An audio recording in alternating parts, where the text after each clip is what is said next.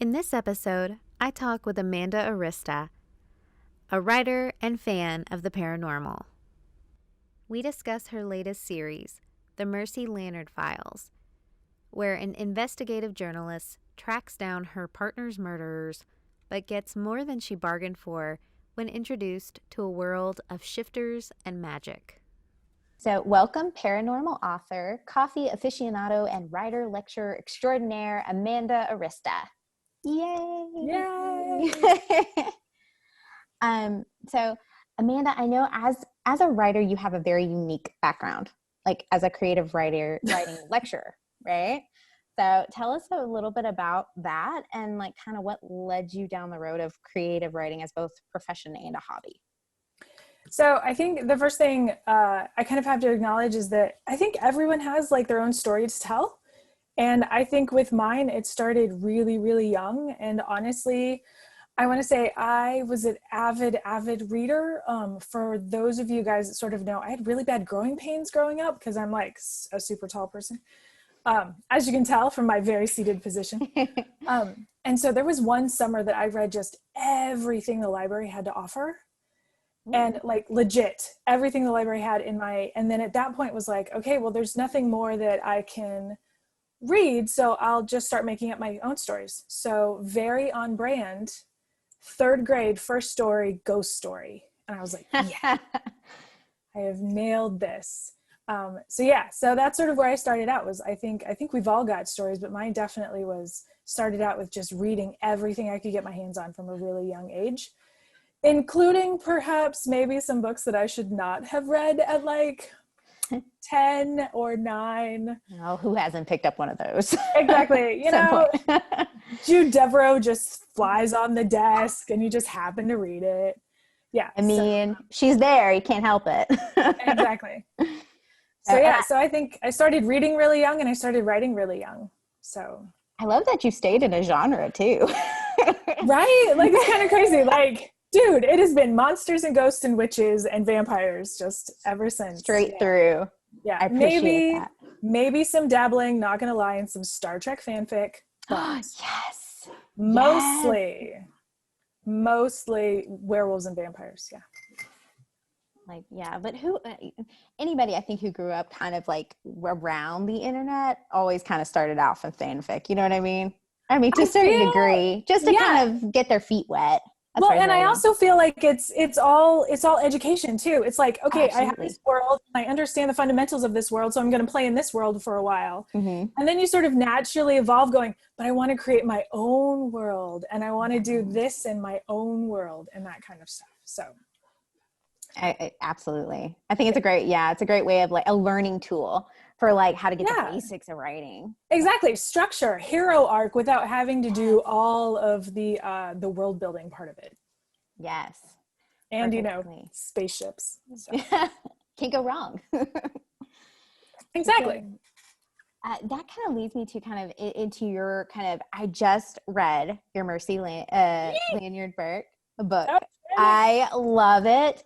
I am kind of obsessed. I'm going to probably binge read the second one tonight. Excellent.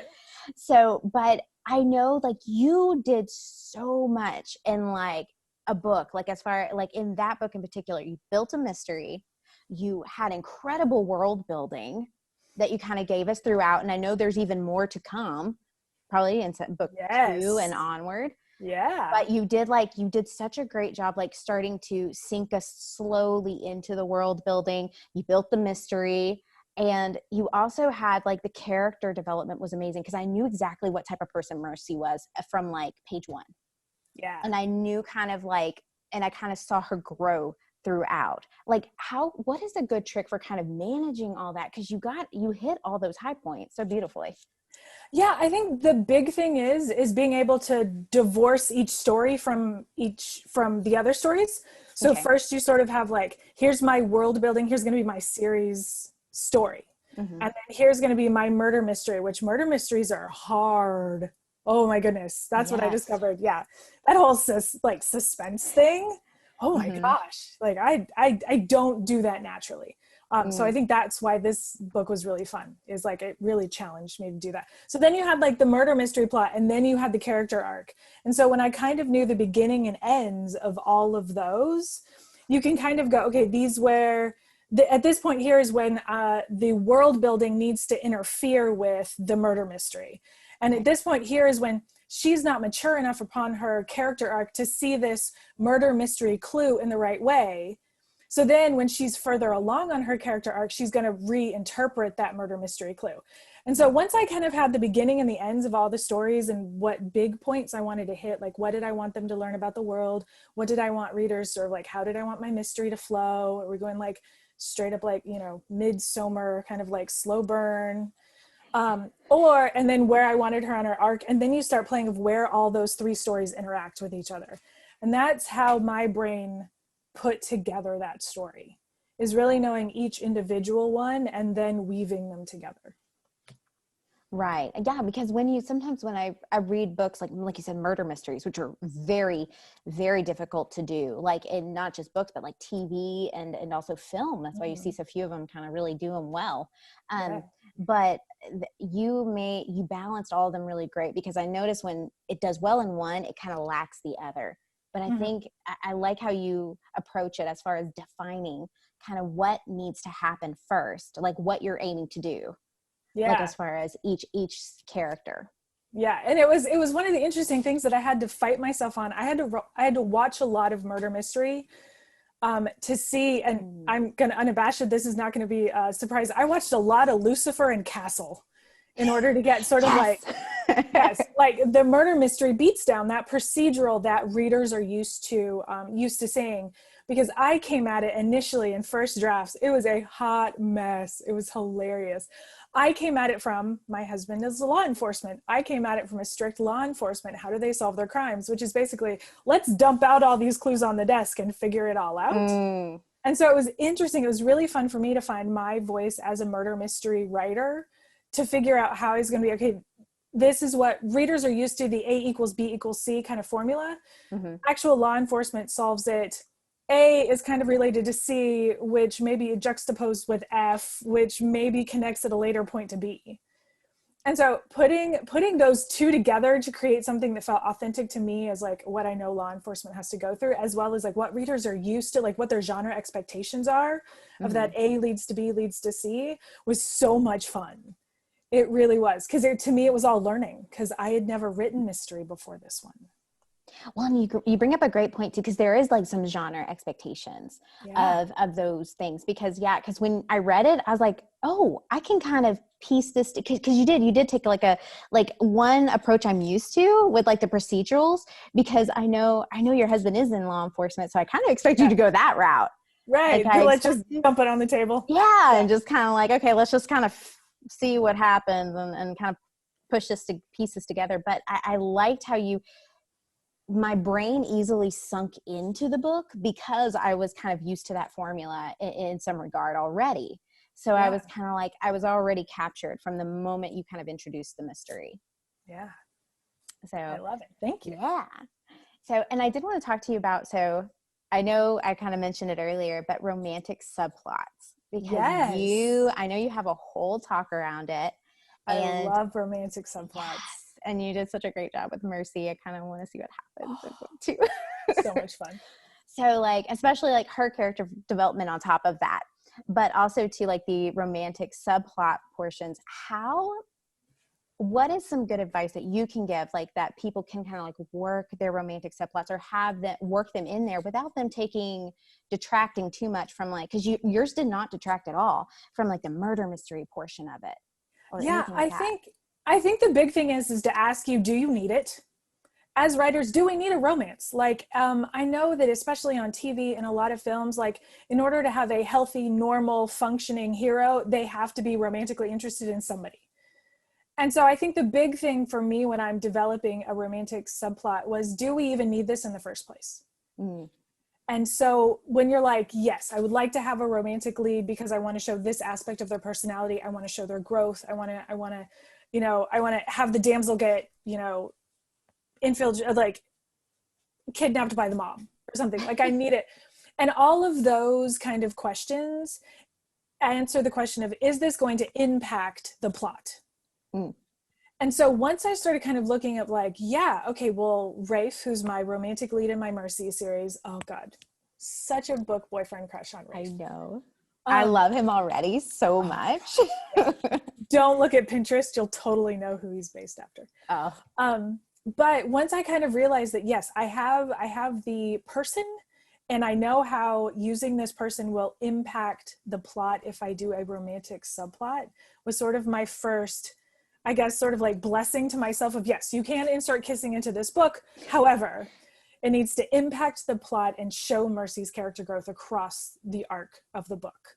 Not just be somebody that, you know, it's used. I think one of my soapboxes, if I can for a moment, is when the romantic lead is simply used as a reward for the hero doing something good and not earning the actual trust of this person who has their own character arc and is their own fully fleshed character.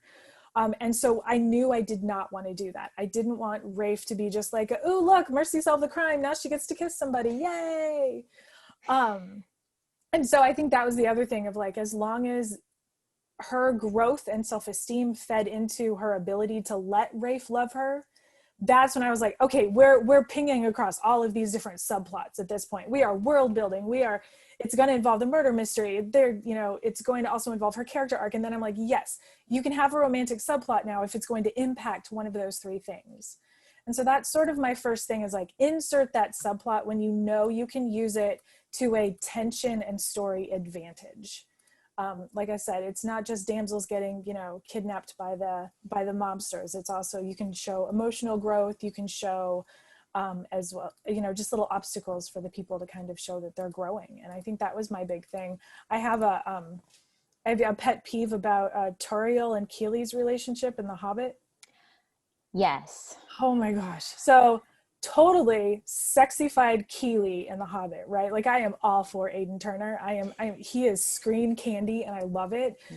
But he was what I was fighting against when I was creating this multi-plotted murder mystery, was I wanted something that impacted the plot, versus Tauriel and Keely's love story, though beautiful and amazing as it is, does not impact a movie called The Hobbit. Very true. Like this sort of like, you have this lovely, like, if Bilbo never met either, Bilbo, if Bilbo never met one of them, it would have been totally okay. The Hobbit would have still happened. What I think writers really need to appreciate is, if you're going to insert this subplot, it's smaller than the main plot and it impacts it. It throws obstacles, it enhances it, it does something to that main plot to make it integral to the general story. So I think that's my big thing, is always ask yourself, how am I impacting the main plot with this romantic subplot? So Absolutely. And I completely agree about like Keely and Tauriel's like relationship, because I felt like that was like a weird like episode, like yeah, like on its own. I was just like, I like this, but I feel like it should have gone over there, like somewhere else. Yeah. And I like how you brought up too, like the full-fledged characters, because he's a full-fledged character with his own motivations, with his own set of like his own goals. Right. And I feel like that too, like you were right. He's not just a prize to be won at the end of the day. He's not just a flat character. He's a fully realized book boyfriend. Exactly. Right. So, and I think that's kind of sometimes a hard thing to manage too. How can we make both characters fully fledged while kind of maintaining an overarching murder mystery or any kind of other overarching plot? Or turning something like a sci-fi fantasy or a murder mystery into just a romance book where it's all just about these two people growing together. Right. I think with me, it was really important for me to know who Rafe was off the page. And so I did a lot of, we're going to call it soul searching, when it came to researching what I wanted Rafe to sort of be like and how I wanted him to act. And so I, as the author, knew who he was off page a lot more than probably came off on page. But that meant that I knew exactly, very specifically, how he was going to react to Mercy at that moment in time. And I knew how lost he was until he met Mercy at that moment in time. And so I think if you are creating these romantic leads that are going to head up a romantic subplot, it's okay if they're not going from like hermit in the woods to like dude saving the village. It's okay. He is a subplot character. He just needs to change like an inch and a half, versus Mercy needs to go through the whole 12 stages because she's our actual heroine. And so I think that's another key of like, find that person and know that though changing is a good thing, that they don't have to go through like a 12-point hero's journey in this book. They just have to change and kind of encourage and mentor your hero. Yeah, no, Rafe and I had lovely conversations of tea and how we were going to deal about this and what his whole backstory was with the Great Shifter War and what kind of person he was. And, oh, it's so much fun. That is awesome. And it's all in book 3. Yes. So like, and that's something you also mentioned too, like you kind of knew who he was going into it. You kind of knew kind of some of the backstory, because I know sometimes too, we, especially new writers, I know I've been guilty of it, like kind of dumping all this information up front, and it's good for me to know, but I don't need the audience to know it quite yet. And I need to kind of have an idea of who this character is in my head. Did you know, like going into it, who exactly Rafe and Mercy were, or did you kind of learn more along the way? Do you want the fancy author answer or the actually what happened answer? Let's do actually what happened. So what actually happened was Mercy and Rafe showed up in book 2 of another trilogy. Really? And so I knew 2 things about them. I knew that Rafe was a werewolf and Mercy had this crazy magical ability. And that was it. And so that defined what I'm going to call my sandbox of character building. Okay. I knew those 2 things about these characters. And then so when it came to actually writing them, I unabashedly went through and did like a whole background of like who Rafe was, how he was related to Piper, where he was originally from, how did this Scottish boy end up in Philadelphia, which was like probably the biggest, like, I really need to justify this. And then once I started like asking myself a bunch of questions, that he just formed. And then already, okay, we're just gonna break the ice. Already having the tone and facial structure and movement of James McAvoy, I didn't have to do a lot of how is he going to walk, how is he going to talk, how is he going to do this. That was all research of me just watching James McAvoy's movies. And what was particularly interesting is we found out he was from Glasgow, which changes a lot of book 3, but that's another story.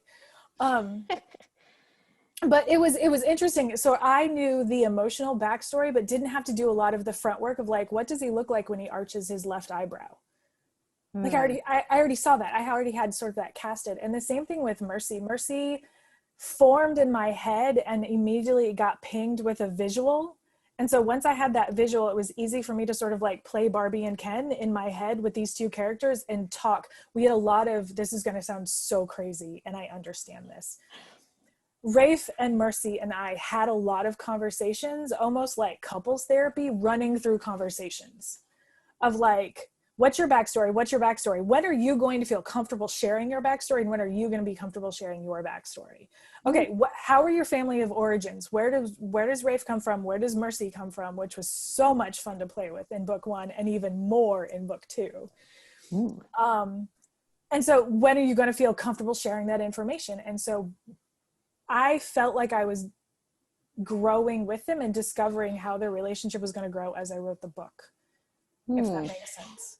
Like there was, I felt like I knew what are their backstories in, but there's a lot of situations where I would write a scene. Let's say there's a scene in book 1 where she punches him outside of a theater. I probably wrote that scene about 17 times because I just couldn't get where they were emotionally with each other. Okay. And then I also just wanted her to punch him because I thought it'd be funny.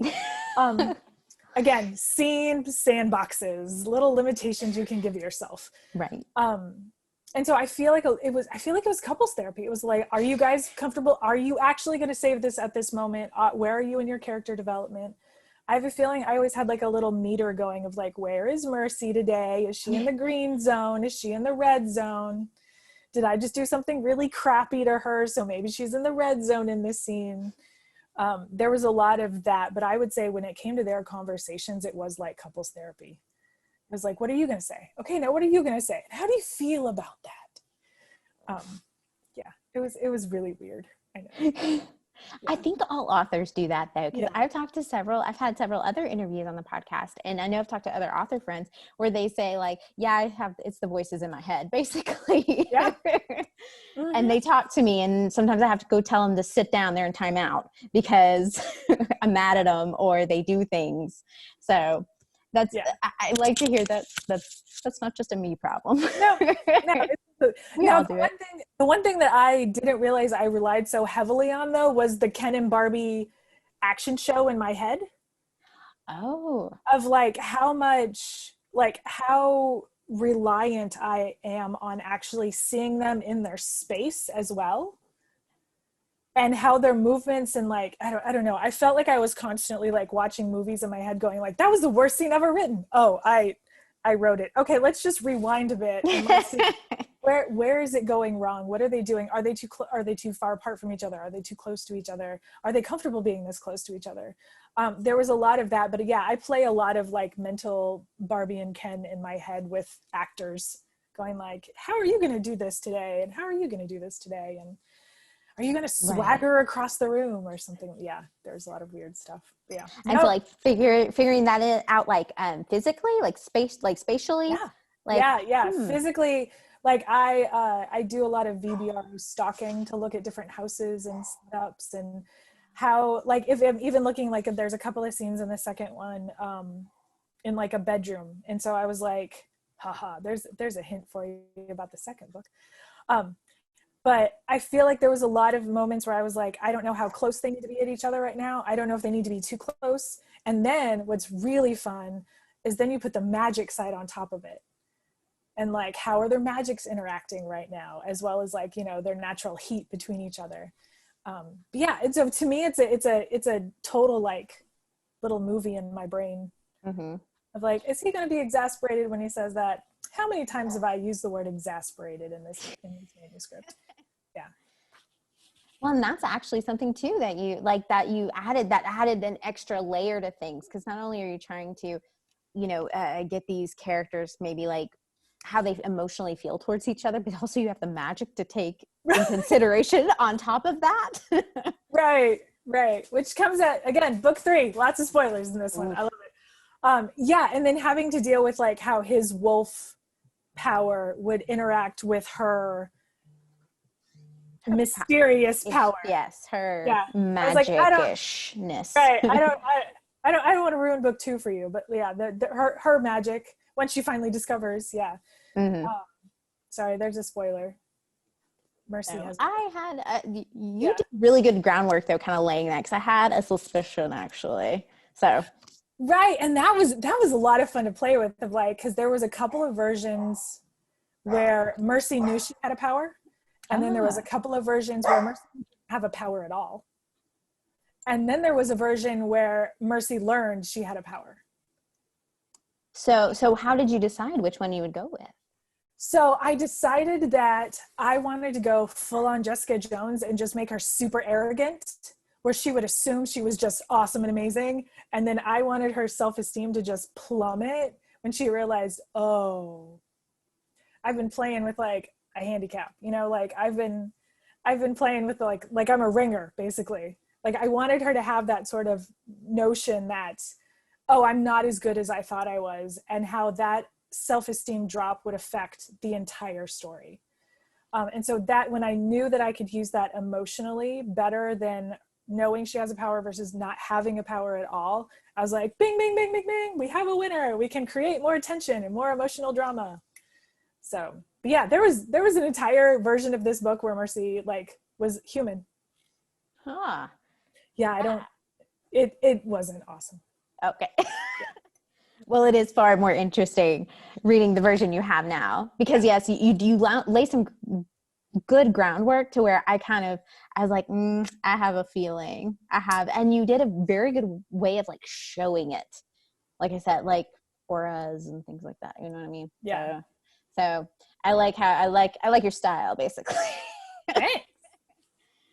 So like other things too, like, because I know you've talked about character development, down and dirty character development. Yes, I actually just yes. recently, I just posted actually a piece of the talk I forgot you gave last year at WordFest Yeah. on Instagram. And like, so what is some good advice for like, as far as like character development, especially for like a female protagonist in particular, or if there's a difference? I honestly don't think there's a difference. I think I usually always use the version of how does the person view their wounds from the outside world, and I think that's very person oriented. If your wounds from the outside world do come because you're a female, there's your wound. If it comes because you were supposed to be this and you weren't this as a male, there's your wound. I very much prescribe to the Michael Hegg sort of like character diamond version of creating a character. And that we all have this sort of inner self that we are trying to hide from the world, and protect. And sometimes we know that we're doing that, and sometimes we don't know that we're doing that. And so that self-deception is always really key when I'm writing characters. Is do they even know that they're deceiving themselves? And usually that's the big arc, that like, oh, I've been living with this, this false notion of who I actually am, or I've been ignoring the wound that happened. And so I think that's usually my big thing of like, create the one wound. And here's an extra little writer tip: focus on one wound per book. I think that's the thing. Like, everyone wants to solve everyone's problems and make them perfect at the end of the book. No, focus on one wound, and that's it. And I think one of the superpowers, if you would like to create a romantic lead with a romantic subplot, is I firmly believe that the romantic lead will always see the hero as perfect on page 1. That the romantic lead will see that inner self that sometimes the hero wouldn't even see. And that notion to me creates some of the best tension between those two characters, because it automatically creates that, why can't you be the person that I see in you? Frustration. And I love that trope. It is so wonderful. But also it only requires one person to change, which I think is also really good. The hero can go through the big development, but how the romantic lead reacts to the hero changes. So the romantic lead doesn't have to go through a huge emotional upheaval as well. It can really just be, set with your hero character. I hope that made sense. Oh, but absolutely. Yeah. And I think that's sort of like the two things that I would keep in mind is like, always think of one wound you're going to address, one theme you're going to address, and then make sure that all of your storylines attach to that theme.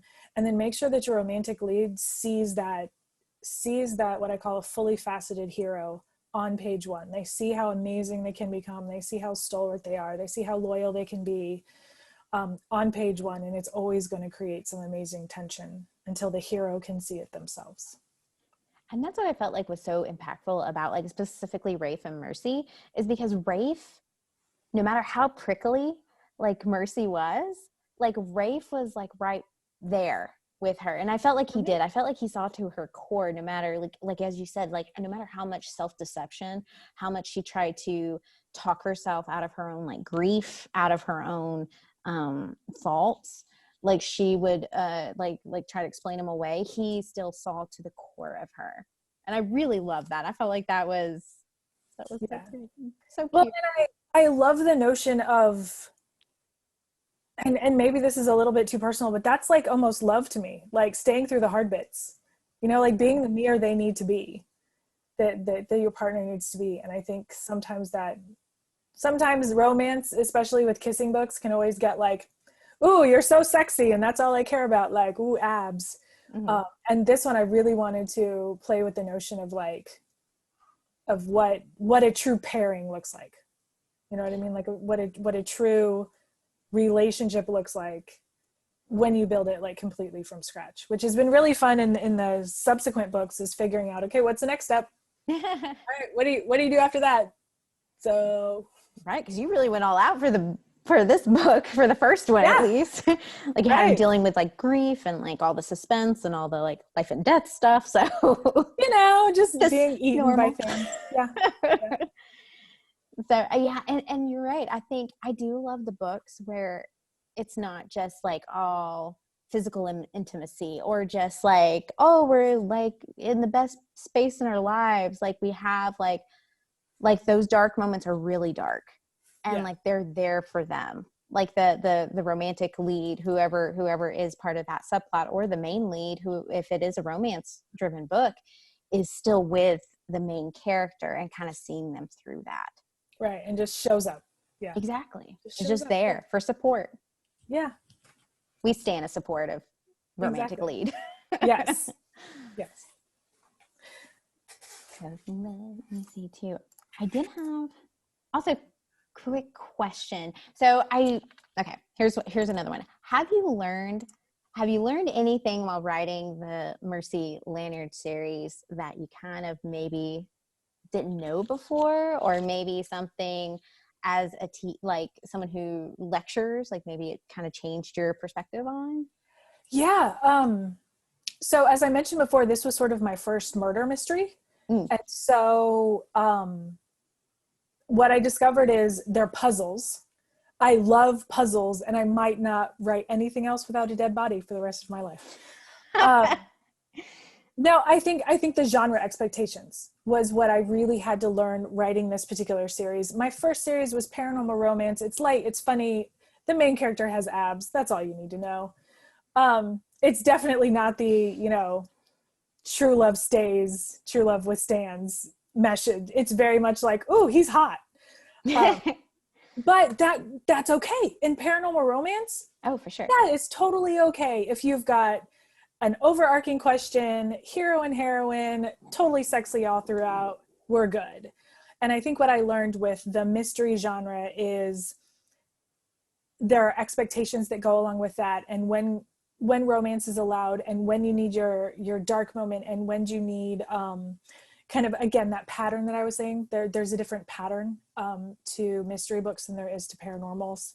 To romance books. And I think that's what I really learned as an author on this series, is that the genre expectations around mysteries, as well as just how to create suspense. Like, I mean, in a romance, you need tension, but it's not exactly the same sort of tension that you need in a murder mystery.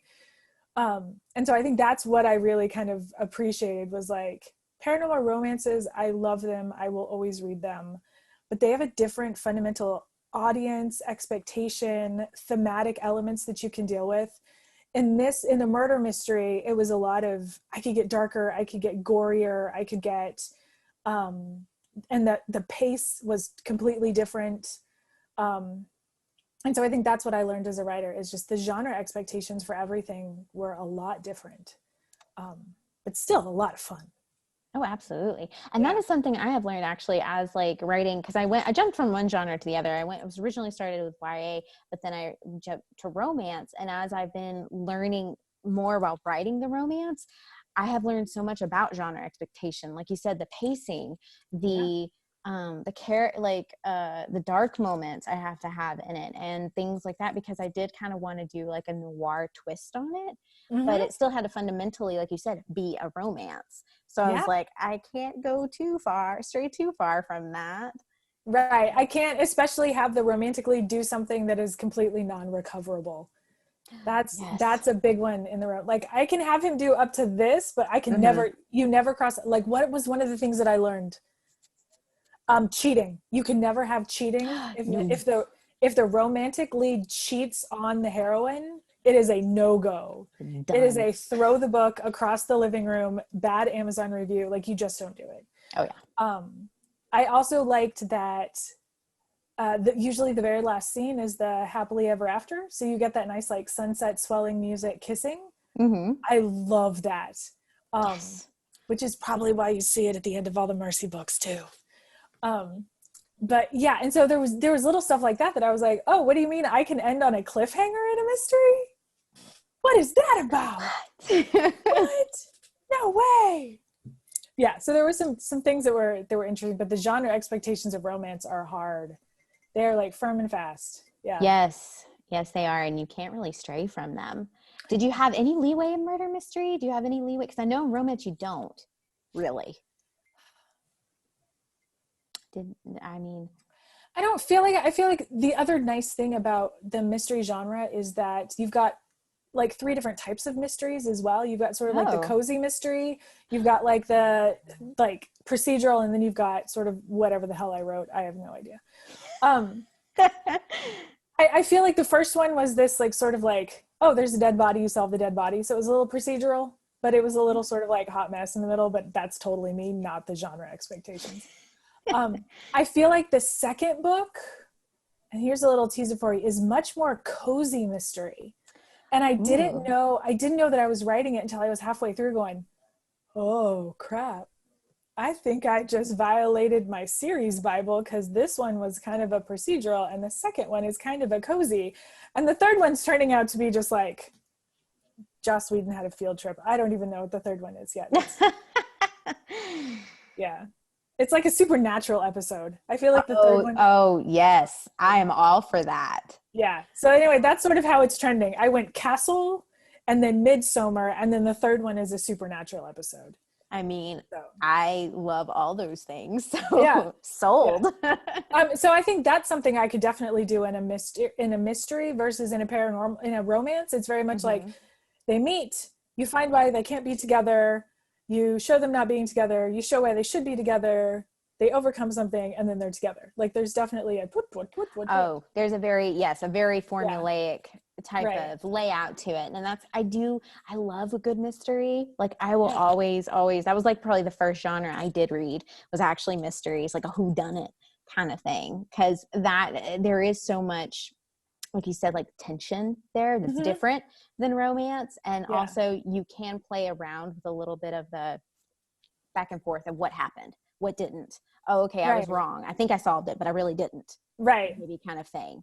So there's a lot of push and pull there that I think a lot of people like, especially me, like I really enjoy. Yeah. Yeah. So what for research for that then did you, cause I know I've been reading I've always loved romance anyway. I always read romance. And I know you said you watched a lot of stuff like Lucifer and Castle, or did you watch more or did you read as well? So I'm a terrible author. I would love to say that I read a whole bunch of murder mysteries, and I know that's like the number one violation of like, I've also definitely come from the standpoint that a story is a story is a story. And we take in all of these stories in our own way. Like I love comic books and graphic novels. Yes. And I feel that that's totally, it's got its own genre expectations because, there are no genre expectations. But I feel like stories are stories are stories. And I wanted to get that pattern and I needed to get it fast. And so that's when I was like, okay, I work a 40-hour work week. I have a kid. I have a husband. I've got all these other things happening. I needed a way that I could just download murder mysteries. And I found that there were some great TV shows that I could do that. Rizzoli and Isles is a great procedural. Castle, mostly because he's a writer and she's a police officer, and that's just like autobiographical for me. Lucifer was really fun. Lucifer's the one that I found had the most formulaic and really helped me develop the formula of mysteries. Because things like Criminal Minds didn't particularly work. Though Criminal Minds has come into play when I'm looking for a very specific sort of bad guy. It's become my sort of like new, like, oh, I have a deviant behavioral trait. Let me find a Criminal Minds episode about that. They did one about it somewhere, I know. They did. Somebody else has done the research on this. But yeah, I feel like I watched a lot to get that pattern, because I feel like murder mystery readers also watch murder mystery shows. And so to me, it equated to, this is what they're normally consuming, and this is the pattern that they're used to. So learn the pattern if you think you might break that pattern. And so that's kind of my mentality going into it, and sort of learning the mystery genre was a lot of murder mystery TV shows. I did read a couple. I'm sorry, I'm looking at my like library over here. I read like, for some reason, Agatha Christie, which yes, I read some Agatha Christie. And that taught me a couple of things in the second book. Was the classic, you get everyone in the room within the first 20 pages. Yes. And I was like, oh, this is a sandbox thing that I could play with. Let me put that limitation on myself, that within the first 20 pages, I need to have everybody in the book in the same room, and then get them all in the same room again. So that's a little Puro. What else? No, that was it. Like I said, I'm a terrible. Well, no, but that's a great piece of advice. If you don't have time to like read, or if you don't have time to listen to an audiobook or anything like that, sometimes for research, like a quick 30-minute episode of like Lucifer, especially something self-contained that kind of still gives you the formula. Right. And you can see the pattern. Absolutely. And then you can kind of see how it repeats over and over, because there is some phenomenal writing, especially like on Lucifer, some of the supernaturals, and some of like Castle, like where they've really utilized that to its best degree. I think they've really mastered that method. Yeah. And I love like some of the movies like Knives Out we just watched. And it was such a fabulous way, I think, of kind of showing that mystery and how it kind of works. And like you said, getting like, I think it is based off of a book. I want to say maybe. Yeah. If it's not, at this point, I think everything's based off a book or a comic book. At this point, yes. That's just all we use anymore. But like it was, they got everybody in the room, and like at one point, and then they were in the first 20. Yes, exactly. Yeah. And that really built the tension. So I felt like that was such a great way to show like some of the murder mystery tropes and some of the formulas. Like one of the formulas there, I thought that was really, really impactful. So yeah, I completely agree. If you don't have, I love watching some TV shows too, because it'll show you sometimes a different way than a book does, and how maybe you can incorporate it into your book. And I think the other thing I'm also very aware of is when I start to read, my natural tone will start mimicking what I'm reading. So just here's writer tip number 427 for the podcast. Never read Jane Austen when you're trying to write a murder mystery. The descriptions got off the chain, and I was like, no, honey, no. I'd like to see a blooper kind of reel. Exactly. Like, outtakes of that draft, please. This is what happens when Amanda reads, Alice Hoffman while she's doing murder mystery. And so I think that was the other thing I was very aware of, was not to brag, I do have a very specific writing style. And so I kind of always know what I want to say and how I want to say it, and the length of sentences of I like playing around at that level as well with my craft. And I was really afraid that I would start sounding like Tess Garrison of the Rizzolian Isles, or I would start sounding like Patricia Cornwell? Cornwell. Sorry, I'm looking down at my Cornwell. Yeah. I was afraid I would start sounding like them. And I wanted to keep the sort of Arista voice as well. Now I did look at some of the things, the Rizzolian Isles books I looked at to see, and this is going to be fun because I started in horror. That's where I like went immediately. Like you read murder mysteries and other people were reading like, Babysitter's Club. I was reading like Dean Koontz and John Saul and Stephen King and Bentley Little. Oh, I did read Stephen King. That was traumatic. Yeah. So I went there. So that was one of the things that I had to learn early on, once I officially was like, oh, this is going to be a murder mystery, was how graphic could I get, which is another genre expectation, as far as a lot of things, as far as like the actual dead bodies themselves. How graphic could I actually get? Could I get into the smell and the texture and like all that sort of stuff? The other thing that was interesting with the genre expectation that I had to learn was that romance sex scenes are different from murder mystery sex scenes. Oh, yes, which are different from women's fiction sex scenes. And so that's something it's something that I've had to learn of, like, oh, romance readers like their, intimate moments like this.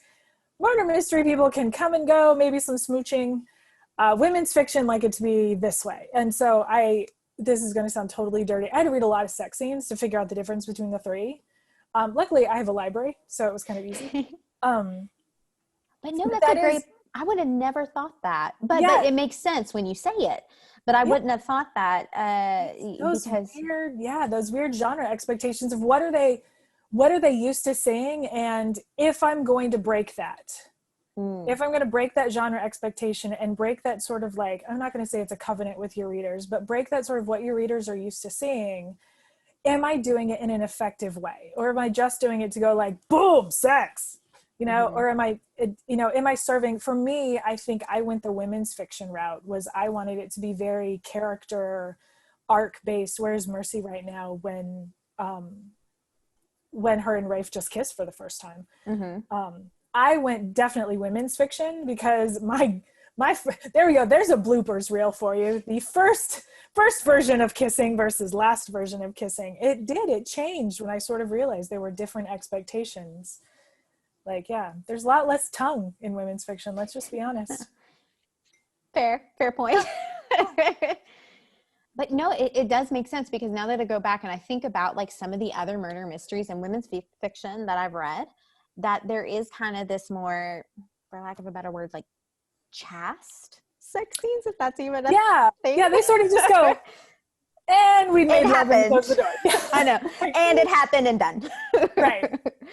But but I could get that, like, because I do know actually some friends who like write in the fantasy genre, but it is romantic fantasy.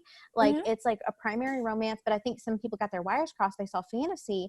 They went in with fantasy expectations. Right. They read it and they were upset because they were like, this is way more graphic than like, but she was just like, I didn't have any blood in it, but they were complaining about the sex scenes. Right. So like that kind of threw me for a loop. I was just like, okay, blood and gore, okay, but sex, not so much unless it's a romance. Exactly. We would like our body parts severed, not it's but that was I think one of the, again, genre expectation, that learning curve for me was big on these books, was learning what was appropriate. And honestly, I decided, yes, I wanted to have intimate moments in this series.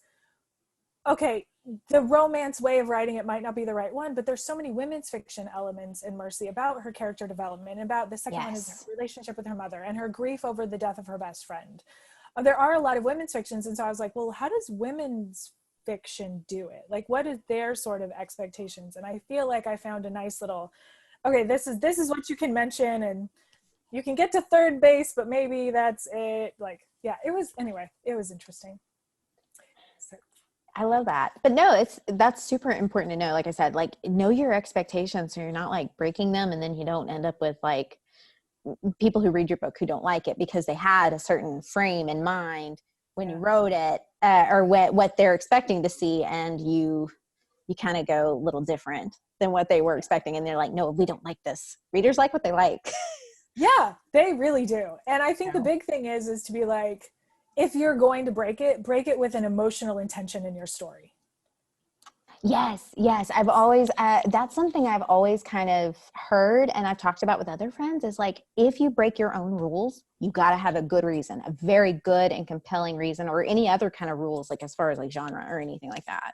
Yeah. Do it with intention. Make sure it has an impact, not just ooh, look what she did. And she's so fancy. Exactly.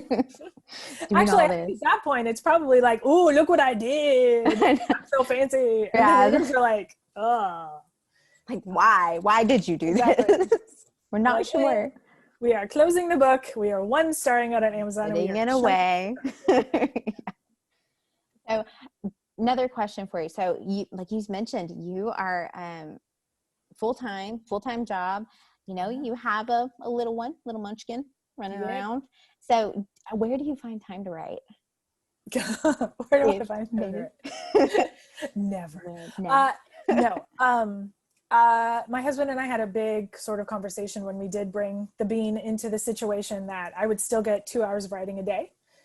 So right now the schedule is I work during the day from 8 to 5, whatever that looks like now that we're all working from home.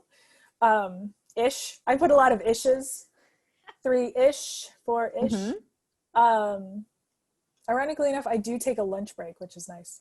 Good. So like 8 to 5 working, and then I get to be a mom. So I get to focus on being a mom from like, 5 to Bean goes down at about 8:30 now.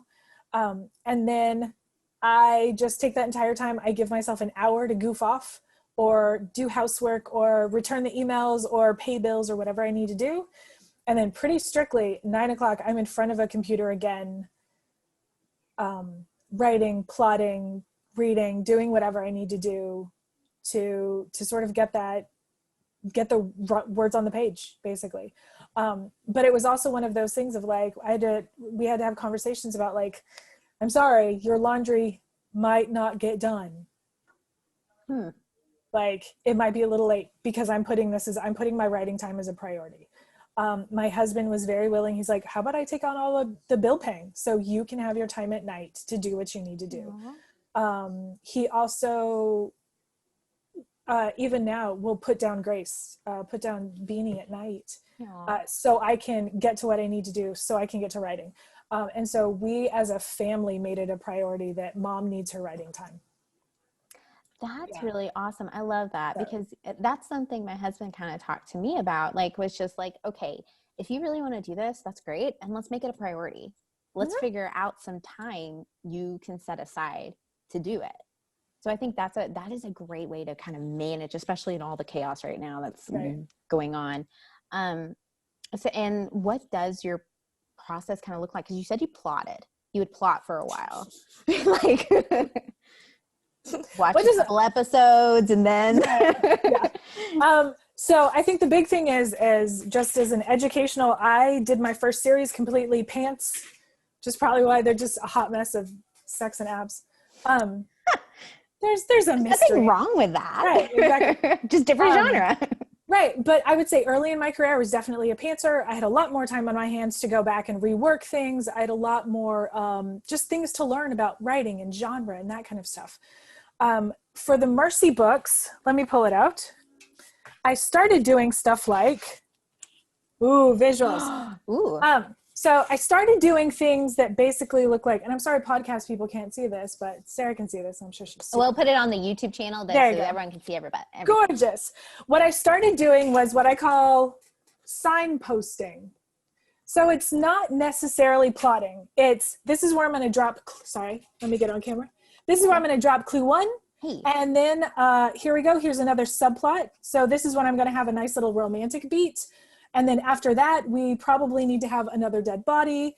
Here's where clue 2 is going to come in. Here's maybe this is a big fight. Sorry, this is the big fight scene. Here's clue number 4. And so instead of doing huge drawn out plotting now, which to me will sometimes suck the energy and joy I get from writing, I do just a signpost. Here are the 5 things that need to happen. Here are when I need to drop these clues. Here's where my emotional arc is going to be. And again, I write out all those threads and then do signposts. And then we'll literally be like, okay, you're just writing towards this next signpost. Excellent, you got it. Check mark, get to rip up the Post-it, whatever. Move on to now, and then you just write towards that next signpost, and then you can stop and reorient if you need to. But I think I don't plot heavily. I have a friend and I love her to pieces, and she will write a 7-page synopsis of her entire book. And I'm like, you just wrote the book. What's the fun in writing it now? You just wrote the book. Versus I'm very much like okay, I know that clue 2 needs to be this, and I know it needs to drop about this point in the book, but I don't know how they're going to find it yet. And I don't quite know how she's going to emotionally react to it. So let's just write it, find out what happens.